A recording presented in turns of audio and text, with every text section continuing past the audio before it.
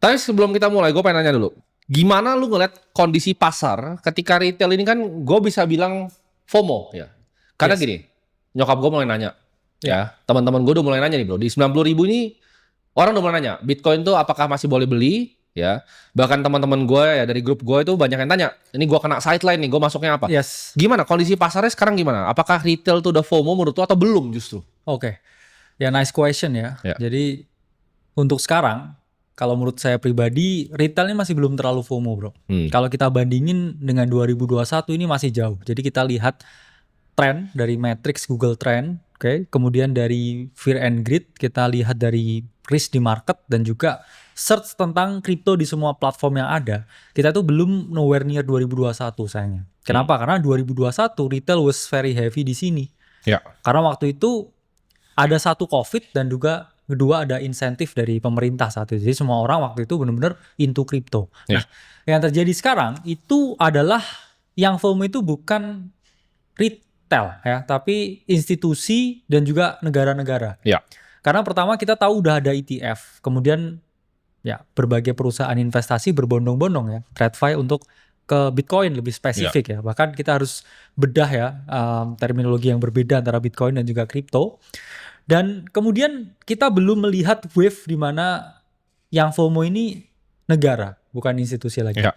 Karena dengan strategic reserve yang diterapkan oleh Donald Trump, presiden terpilih ya terbaru di Amerika, yaitu it will create a lot of FOMO di negara. Ya. Jadi menurut saya pribadi, kalau negara ini, ya negara mana aja ya, ini nggak melihat adopsi kripto ini real, itu pasti akan tertinggal. Kalau retail, ya, saya belum melihat kembalinya. Mungkin ya angka psikologis kembalinya, karena gini, Indonesia dan luar negeri itu kan berbeda dari currency-nya. Ya. Kalau di luar negeri mungkin mereka angka FOMO-nya di 100.000, ya di angka psychological yang genap. Tapi kita ini angka psychological genapnya kan dari M kan harusnya ke 2M. Kalau sekarang 1, sekian M itu kan udah hit di 2021. Jadi mereka Bitcoin di 1M, Bitcoin di 1M. Belum menggoda. Tapi kalau nanti udah 2M di rupiah Baru mungkin ya, FOMO. mungkin FOMO. Nah, ini kan kita lihat sekarang ya, adopsi institusi ini lumayan cepat bro ya. Dari kita bahas tadi ada ETF dan banyak negara-negara berbondong-bondong masuk.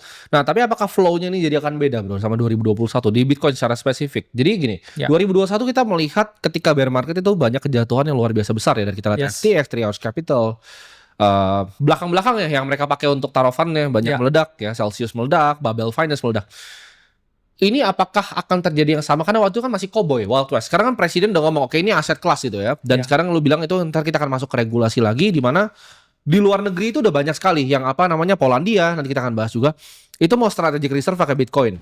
Nah, apakah akan ada bear market yang drawdown-nya jauh banget di siklus ini? Atau justru dengan adanya ETF, institusi masuk, dan kondisi miner kan kita lihat tadi kita sempat bahas ya di off cam ya. Kondisi miner sekarang agak berbeda, di mana miner itu nggak fokus untuk beli alat untuk mining, tapi mereka fokus uang dari IPO-nya dipakai untuk beli Bitcoin-nya secara langsung. Jadi produksi yang menurun, mereka sendiri yang makanin barangnya. Iya, setuju. Jadi apakah akan ada drawdown yang jauh? Kalau saya melihat di cycle ini ya, risiko paling besar itu sebenarnya di MicroStrategy. Harusnya ya, karena mereka very into Bitcoin dengan ya leverage yang sangat tinggi ya.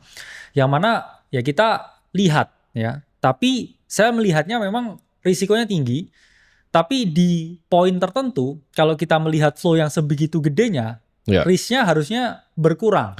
Tapi gini, secara MSTR sendiri harusnya resikonya kalau menurut gua relatif itu tidak ada. Karena yang dia lakukan adalah dia menggunakan apa namanya volatilitas di pasar options untuk raising dia punya bonds kan. Dan bondsnya itu kan kecil sekali bunganya dan bisa ditutup pakai cash flow perusahaannya. Nah, teman-teman harus paham.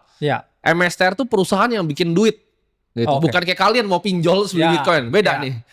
Jadi kalau kita lihat ya dalam terminologi mereka sebagai company yang masih sehat dan bisa menghasilkan ya. Itu it's okay. Tapi mungkin kalau the man-nya sailor, kita ada risiko humannya pasti ada. Betul. Yang mana kalau sekarang ya kita ngitung tadi juga relatif oke juga ya pertanyaannya dan juga statementnya dari Bro Timothy, di mana kita melihat ya Riot kemudian Mara Digital Holding itu dari awal tahun 2024 udah zero productionnya. Itu sangat unik kan? Semenjak Maret ya udah nol produksinya. Tapi yang mereka lakukan, mereka membeli di market. Jadi itu menunjukkan dua hal ya. Satu, mereka ini percaya dengan masa depan Bitcoin, at least for year cycle yang selalu kita gadang-gadangkan juga terjadi anyway ya. Kita udah ngomong banyak sekali dari range 60.000, 70.000 untuk keep on buying Bitcoin, dan sekarang breakout yang mendekati 100.000. Itu satu. Dua, mereka juga bisnis anyway. Kalau mereka, ya kita percaya ini barang bagus, ini bakal naik ya. Semua orang FOMO, Trump might be win ya, dan actually won the election. Ya daripada kita produksi lebih mahal, ya kita beli aja ya. Jadi total holdingnya itu selalu meningkat, tapi production itu udah berhenti dari awal tahun 2024 ya, itu sangat menarik. Dan ini kan sebenarnya ya ini yang selling pressure-nya berkurang. Sesuatu yang kita sempat pengen lakukan ya bro ya di di luar dari yang di sini.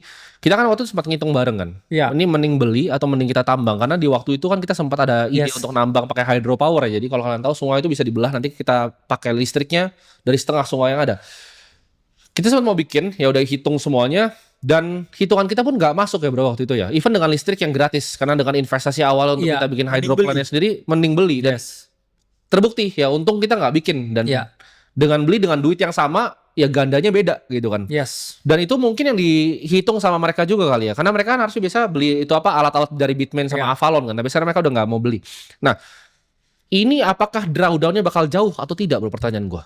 Menurut saya maksimal di cap di 40%. Kenapa? Maksimal? Ya maksimal. 35%. Ini Bitcoin bukan kripto, ini kita pisahin dulu. No financial advice ya. Kripto pasti altcoin itu dropnya 99%. Pasti. Karena kita udah lihat, ketika Bitcoin konsolidasi dari Maret, yang mana itu juga banyak tidak diprediksi semua orang.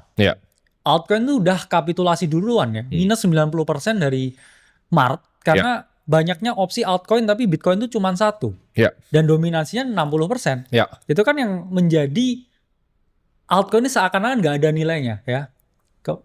Fully diluted valuation sangat tinggi, kemudian nggak semua keluar juga. Jadi setelah perpetual listing semuanya malah drop. Ya, kita tahu salah satu checks listing itu udah dropnya 80-90% ya semenjak Maret.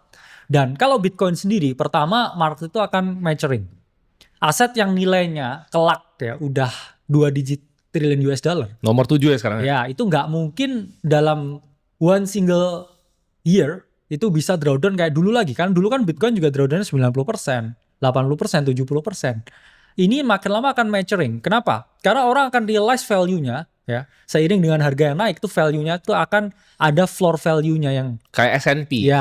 Jadi dia nggak akan drawdown. Pasti catastrophic event-nya ya kalau kita udah ngitung semua sell side-nya itu udah berkurang. US sebagai negara mereka kecenderungannya udah nggak dijual. Trump kan janji nggak dijual. Malah mau nambah lagi. Kemudian dari penambang ini juga nggak menjual, Kemudian kita lihat TradFi dengan ETF-nya mereka terus membeli, dan company-company yang very heavy into Bitcoin kayak MicroStrategy ini juga mungkin nge-FOMO-in yang lain seperti Microsoft ya. Pertanyaannya siapa yang jual? Kan tinggal hanya ada orang yang beli. Jadi kita juga harus melihat ya bahwa saat ini supply yang ada di exchange itu yang paling sedikit semenjak 2021. Long term holder semua nih ya. LTH-nya ini semenjak 2023 ini parabolik. Orang yang punya biji tambah banyak. Ya, tapi ya kita lihatlah beberapa memang dormant address yang lama yang udah belasan tahun. Mereka cash out 200 juta USD. Yang mereka cashing out ya, mau pensiun ya. Cuman kalau kita lihat behavioral dari long term holder itu semenjak berita ETF. Dan kita juga dapat ETF launch yang paling sukses sepanjang sejarahnya ETF. Wah itu sendiri. Luar biasa bro. Gold itu perlu sekitar hampir 12-13 tahun untuk ngejar ini dalam 8 bulan loh. Ini luar biasa, dan akhirnya event yang kayak Jamie Dimon akhirnya bertekuk lutut kan akhirnya. Mereka JP Morgan mau filing ETF, Goldman Sachs filing ETF. Semua FOMO ya setelah BlackRock dan yang lain berhasil ya.